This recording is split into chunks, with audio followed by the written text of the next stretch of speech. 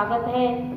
आज हम प्रेम माधुरी का छठा भाग जो है अध्ययन करेंगे। सखी आयो बसंत ऋतु न को कंत, चहु दिसी फूली रही सरसो।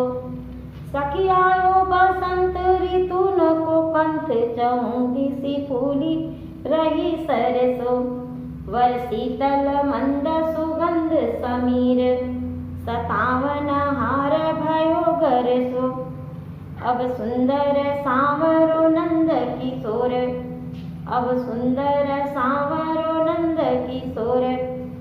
कहे हरिश्चंद्र गयो घर सो, परसों को बिताए दियो बरसो। परसों को बिताई दियो बरसो, तरसों कब पाए पिया परसों। तरसों कब पाए पिया परसों। तो इस छंद में भारतेंदु हरिश्चंद्र द्वारा रचित गोपियों की विरह दशा का वर्णन किया गया है। गोपियाँ जो हैं बसंत ऋतु का आगमन आने पर बहुत ही व्याकुल हैं। भारतेंदु हरिश्चंद्र जी कह रहे हैं कि बसंत के आगमन पर कृष्ण के प्रेम में विरह गोपियों का वर्णन किया गया है। गोपियाँ जो हैं बहुत ही व्याकुल हैं। एक सखी जो है, एक गोपी दूसरी गोपी से कहती है, एक सखी दूसरी सखी से कहती है कि हे सखी आयु बसंत ऋतु न को कंत। हे सखी ऋतुओं का पति, कंत माने स्वामी या पति, ऋतुओं का पति ऋतुराज बसंत ऋतु आ गया है। चारों दिशाओं में चहुदिश फूली रही सरसों। चारों दिशाओं में सरसों के फूल खिले हुए हैं। बसंत ऋतु बहुत ही सुहाना लग रहा है। कहती कि हे सखी ऋतुओं का स्वामी ऋतुराज बसंत ऋतु अर्थात बसंत ऋतु आ गया है। चारों दिशाओं में सरसों के फूल खिले हुए हैं। वातावरण बहुत ही मादक है, बहुत ही सुंदर लग रहा है। बर शीतल मंद सुगंध समेत और उस पर से अब हमारे अब जो है सुंदर शीतल सुगंधित हवा, ऐसे वातावरण में सुंदर शीतल सुगंधित हवा मंद गति से धीरे धीरे बह रही है। सतावन हार भयो गरसो।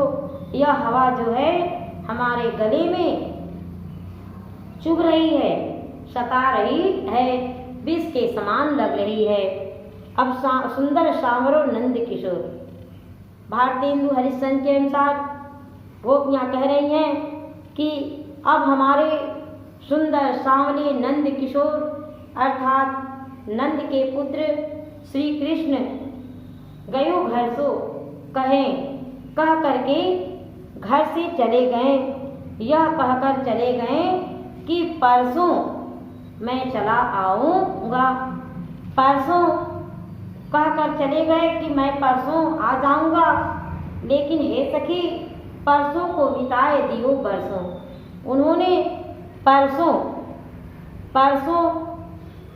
मतलब कल के बाद का समय, परसों को उन्होंने वर्षों में व्यतीत कर दिया। परसों जो उनका है वर्षों में बीत गया और तरसों कब पाए पिया परसों। इस प्रकार वे अभी तक नहीं आए। प्रियतम श्री कृष्ण जो है, प्रियतम श्री कृष्ण के चरणों को परसों, परस माने स्पर्श करना, छूना, और एक इसका अर्थ होगा कल के बाद का समय। तो इस परसों का दो अर्थ हुआ, इसलिए यहाँ पर यमक अलंकार है। कह रही गोपियाँ कि प्रियतम के चरणों को छूने के लिए, प्रियतम के चरणों को स्पर्श करने के लिए कब तरसों, मतलब मैं कब से तरस रही हूँ। उनके चरणों को स्पर्श करने के लिए मैं कब से तरस रही हूँ। फिर एक बार जो है भारतेंदु हरिश्चंद्र के अनुसार ऋतुओं का राजा ऋतुराज बसंत ऋतु आ गया है। हे सखी, चारों दिशाओं में सरसों के फूल खिले हुए हैं। वातावरण जो है सरसों के फूल से बहुत ही सुंदर और मादक लग रहा है।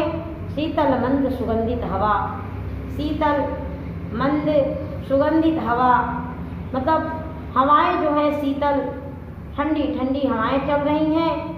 सुगंध समीर मलय पर्वत से उठने वाली सुंदर शीतल हवा बह रही है। 57 हार भयो गर्जो, और यह हवा जो है हमारे गले में चुभ रही है, हार के समान सता रही है, अर्थात विष के समान प्रतीत होती है। अब सुंदर सांवरो नंद किशोर, अब हमारे सुंदर सांवरे नंद के पुत्र श्री कृष्ण जो हैं घर से यह कहकर चले गए कि मैं परसों आ जाऊंगा, लेकिन उन्होंने परसों को बरसों में बिता दिया, वे अब तक नहीं आए। इस प्रकार गोपियों के कहने का मतलब कहना चाहती हैं कि मैं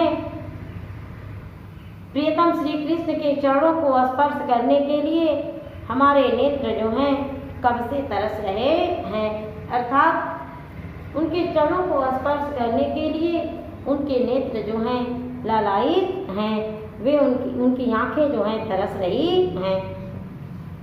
तो संदर्भ इसका है प्रस्तुत पद्यांश या प्रस्तुत पद्य अवतरण हमारी पाठ्य पुस्तक हिंदी काव्य के भारतेंदु ग्रंथावली से संकलित प्रेम माधुरी नामक शीर्षक से लिया गया है।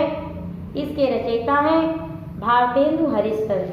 प्रसंग, इसमें भारतेंदु हरिश्चंद्र जी ने गोपियों की विरह व्यथा का वर्णन किया है, विरह व्यथा की दशा का वर्णन किया गया है। काव्यगत सौंदर्य है, रस जो है श्रृंगार रस है। इस पद्य में जो है, इस पद में जो है रति भाव, रति अस्थाई भाव होने के कारण इसमें श्रृंगार रस हुआ, और अलंकार जो है यमक, अनुप्रास और रूपक अलंकार है। भाषा जो है मधुर भाषा है, सरस सुबोध ब्रज भाषा, और छंद जो है सवैया छंद है, और गुण जो है माधुर्य गुण है। इस प्रकार जो है भारतेंदु हरिश्चंद्र द्वारा रचित 6 सवैया छंद जो है समाप्त हुआ। इसमें जो भी न समझ में आया हो तो उसे आप पूछ सकते हैं, पूछने का प्रयत्न कीजिए। धन्यवाद।